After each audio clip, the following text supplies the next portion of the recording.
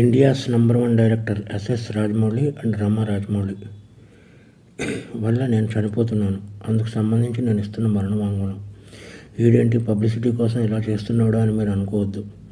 Publicity చేసుకునేవాడు ఎవడో చనిపోవాలని అనుకోడు. అందుకే మరణ వాంగ్మూలం ఇస్తున్నాను. నేను పనిచేసిన వాళ్ళలో ఎంఎం కీరవాణి, గుండం గంగరాజు గారు, చంద్రశేఖర్ ఇలేటి, హను రాఘవపూడి, మైత్రి మూవీస్ ఎంఓ చెర్రి, డ్రీమ్ ఫార్మర్ సుధీర్, ఇలా లిస్ట్ చెప్పుకుంటూ పోతే చాలా ఉంది. వీళ్ళందరికీ మా ఫ్రెండ్షిప్ గురించి తెలుసు. మేము ఎంత క్లోజ్ ఫ్రెండ్స్ ఏంటి అనేది అందరికీ తెలుసు. స్టోరీలోకి వస్తే మాది 1990 నుంచి ఫ్రెండ్స్. మాది 34 సంవత్సరాల ఫ్రెండ్షిప్. రామాయణం, మహాభారతం ఆడవాళ్ళ వల్ల జరిగాయి అంటే ఏంటో అనుకున్నాను, కానీ ఒక అమ్మాయి వల్ల మేము ఇలా అవ్వాల్సి వస్తుందని కళ్ళలో కూడా ఊహించలేదు. అందరి జీవితాలలోనే మా జీవితంలో కూడా ఒక అమ్మాయి ప్రవేశించింది. ముందు రాజమౌళి, తర్వాత నేను. As it is triangle love story, Arya 2. కానీ ముగ్గురం క్లోజ్ కాబట్టి ఇప్పుడు ఏం చేద్దాంరా నేను రాజమౌళిని అడిగితే, ఏం చేస్తాం, మీరు సాక్రిఫైస్ చేయాలి అన్నాడు. అలా ఎలా కుదురుతుంది, అలా సాక్రిఫైస్ చేయడం కుదరదు, మనం ముగ్గురం కలిసి ఉందాం అన్నాను. అది దారుణంగా ఉంటుంది అన్నాడు. అప్పుడు నేను పెళ్లి చేసుకున్నాను, అప్పుడు నలుగురం కలిసి ఉందాం అన్నాను. అది చాలా చండాలంగా ఉంటుంది, సమాజం ఒప్పుకోదు అన్నాడు. పరిస్థితి ఏంటంటే కాలం అన్నీ మార్చేస్తుంది, మీరు సాక్రిఫైస్ అవ్వండి అన్నాడు. ఓకే అని చెప్పి నేను సాక్రిఫైస్ అయిపోయాను. ఎందుకంటే కెరియర్ బిగినింగ్లో ఉన్నాం, ఎవరో వర్క్ లేదు. ఇదంతా శాంతినివాసం కంటే ముందు జరిగిన విషయం. అప్పటికి ఇంకా కెరియర్ పీక్స్ రాలేదు. ఈ చిన్న చిన్న గొడవలకి ఇమ్మెచ్యూరిటీతో కొట్టుకుని చేయడం కంటే ఇది బెటర్ కదా అని చెప్పి నేను సాక్రిఫైస్ అయిపోయి పని చేసుకుంటూ వచ్చాను.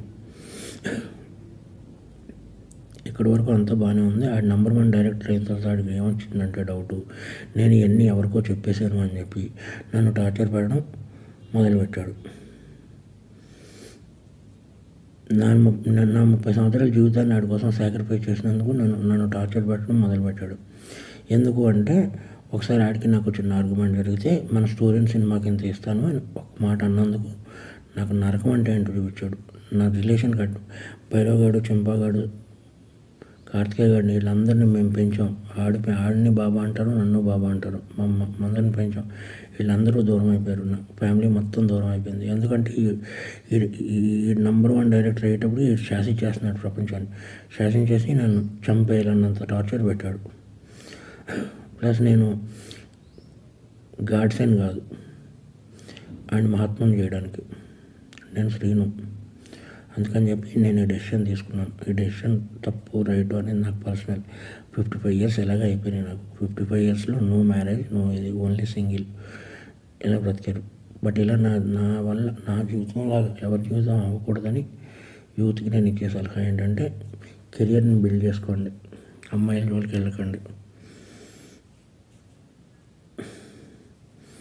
ఇది ఫ్రెండ్స్ నేను చెప్పదలుచుకున్నది. ఎందుకంటే ఏం లేదు, బాధ వస్తుంది. ఒక ఫ్రెండ్ వల్ల నా జీవితం ఇలా అయిందా. ఒక ఫ్రెండ్ కదా, ఫ్రెండ్ ఎప్పుడో అక్కడ అమరేశ్వర్ క్యాంప్ నుంచి మెడ్రాస్ వెళ్ళి, మెడ్రాస్ నుంచి వైజాగ్ వెళ్ళి, వైజాగ్ నుంచి హైదరాబాద్ వచ్చి ఎన్నో కలలు కానీ ఫైనల్గా నేను ఏ డిస్టర్బ్ చేయకపోయినా సరే వీడందరికీ చెప్పేసి ఉంటాడని ఒకే ఒక రీజన్తో నన్ను టార్చర్ పెట్టడం మొదలుపెట్టాడు. కాబట్టి మీ అందరితో షేర్ చేసుకుని, అట్లీస్ట్ ఆడికి చెప్పినా అర్థమవుతలేదు కాబట్టి మీ అందరితో షేర్ చేసుకోవాలని చెప్పి షేర్ చేసుకుంటున్నాను. ఇది ప్లస్ ఇంకొకటి, ముగ్గురు మధ్య జరిగిన దానికి సాక్ష్యాలు అది ఏముండవు. నేను చనిపోతున్నాను కదా, సుమోటో కింద తీసుకుని లై డిటెక్టర్ టెస్ట్ పెడితే తెలుస్తుంది ఏది నిజమో ఏది అబద్ధం అనేది. ఎవరైనా లై డిటెక్టర్ టెస్ట్ పెడితే నిజాలు బయటపడతాయి. లై డిటెక్టర్ టెస్ట్ పెడితే కానీ తెలియవు ఏం జరిగిందనేది, మా ముగ్గురి మధ్య ఏం జరిగిందనేది.